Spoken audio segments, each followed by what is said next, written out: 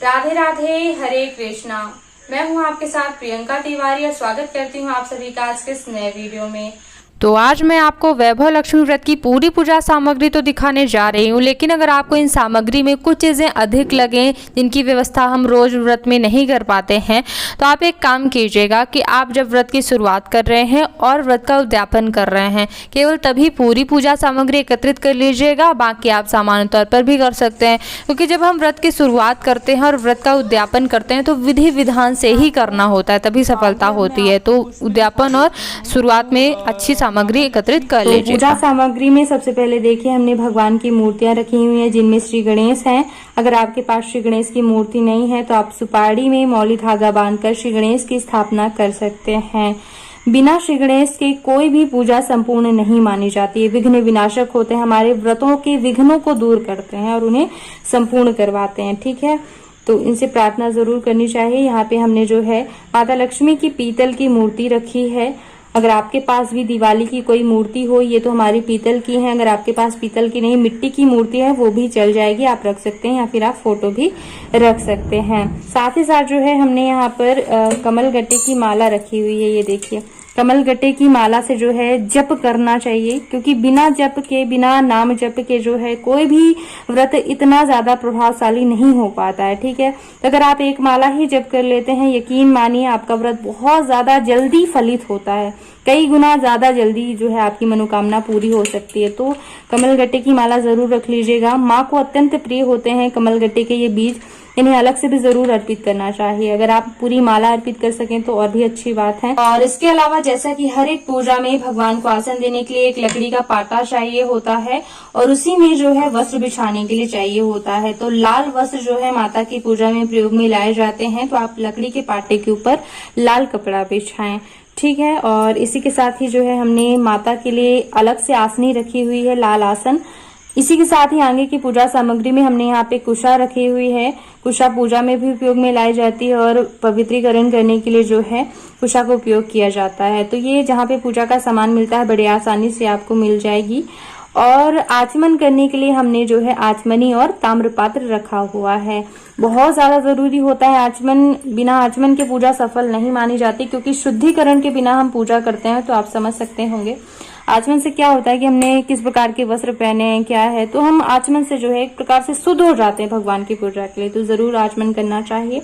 आगे की पूजा में हम अष्टदल कमल बनाएंगे, क्योंकि कलश की स्थापना बहुत ज्यादा जरूरी होती है। क्योंकि कलश की स्थापना से क्या है कि सभी देवी देवताओं का आगमन हो जाता है, जो कि हमारी पूजा को अभी ज्यादा शक्तिशाली, प्रभावशाली बनाता है। ठीक है, सभी देवी देवताओं का जो है आशीर्वाद मिल जाता है। तो हमने अष्टदल कमल बनाने के लिए चावल रखे हैं और ये कलश हमने रखा है। कलश पात्र में जो है आप मौली धागा जरूर बांध लीजिएगा, आगे से कुछ तैयारियां करनी होती हैं, स्वास्तिक बना लीजिएगा। साथ ही हमने जो है कलश के ऊपर रखने के लिए आम के पत्ते रखे हुए हैं।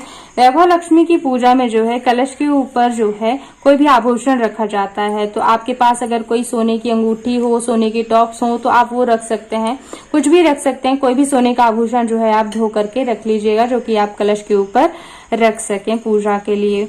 इसी के साथ ही अगर आपके पास श्री यंत्र हो तो बहुत अच्छा होगा। अगर श्री यंत्र नहीं है तो फिर हम जो है इसी किताब से जो है श्री यंत्र की पूजा कर सकते हैं। लेकिन अगर आपके पास हो, या फिर दिवाली में जो श्री गणेश के और माता लक्ष्मी का जो सिक्का आता है उसमें पीछे श्री यंत्र बना होता है, तो आप उसको भी रख के पूजा कर सकते हैं।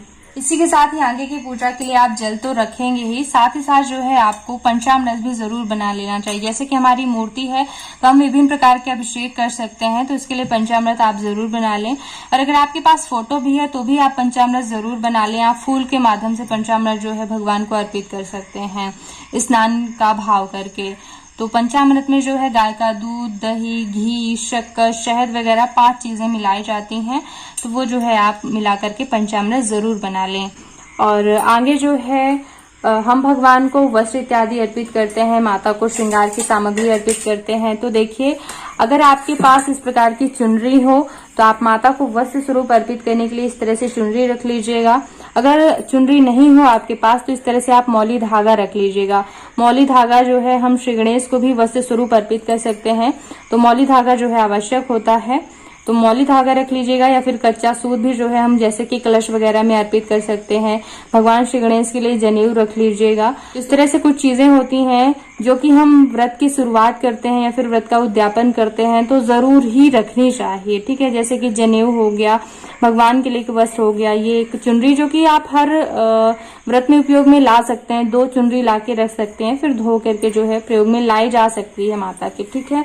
तो इस तरह से आप वस्त्र रख सकते हैं। आगे जो है माता के श्रृंगार के लिए जो है आप सिंदूर रख लीजिएगा, बहुत ज्यादा जरूरी है सिंदूर। इसी को कहते हैं, आप अच्छी तरह से देख लीजिए, कई लोग जो है कुमकुम को सिंदूर समझते हैं, तो ये देखिए ये कुमकुम है, ठीक है। इसे लोग सिंदूर समझते हैं लेकिन ये सिंदूर नहीं है, ये कुमकुम है, ये कुमकुम है। और हल्दी रख लीजिएगा, श्री गणेश को भी लगाई जाती है, भगवान को ये सिंदूर लगाया जाता है, तो हल्दी, चंदन, कुमकुम इत्यादि रख लीजिएगा। हल्दी सिंदूर अर्पित करने के बाद जो है माता को श्रृंगार की सामग्री भी अर्पित करना चाहिए। तो श्रृंगार की सामग्री में ऐसा है कि जितनी आपकी सामर्थ्य हो, ठीक है, अपनी सामर्थ्य के अनुसार आप बढ़ा भी सकते हैं, घटा भी सकते हैं। तो प्रथम दिन और जब आप उद्यापन करते हैं तो कुछ सामग्री जो है माता को अर्पित जरूर करना चाहिए और पूजा के बाद जो है ब्राह्मणी को दान कर देना चाहिए, ठीक है।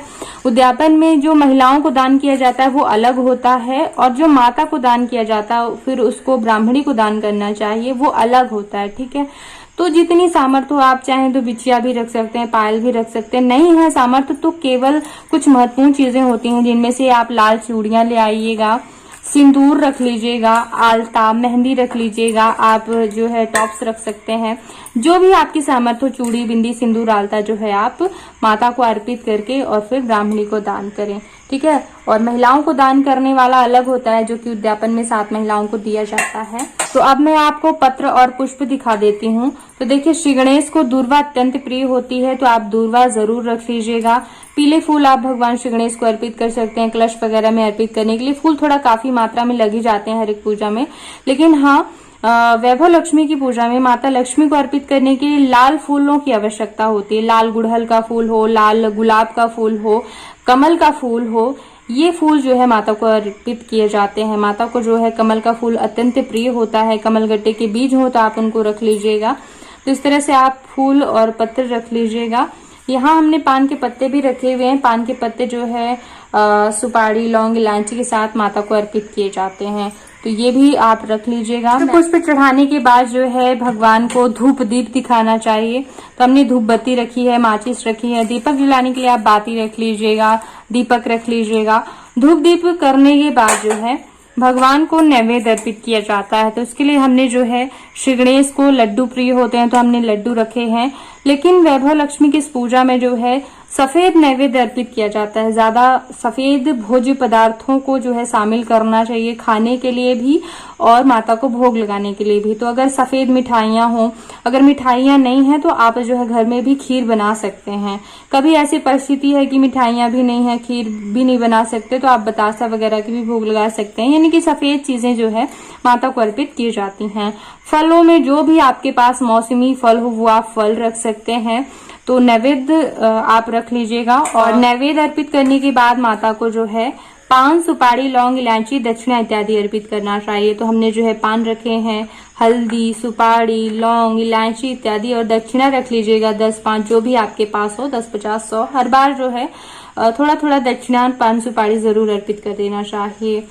तो ये सभी चीजें अर्पित करने के बाद जो है माता की आरती करनी चाहिए। और ये सभी पूजा विधियां करने के बाद जो है आप हवन भी कर सकते हैं। तो ये देखिए मैंने हवन सामग्री रखी हुई है, आप चाहें तो घर पर भी बना सकते हैं, जवा, तिल और चावल को मिला करके।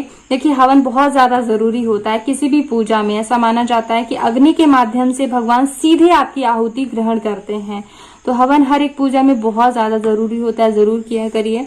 हवन करने के बाद जो है आप आरती की तैयारी कर सकते हैं। आरती के लिए दीपक रख लीजिएगा, घी तेल रख लीजिएगा, आरती थाल, घंटी वगैरह रख लीजिएगा।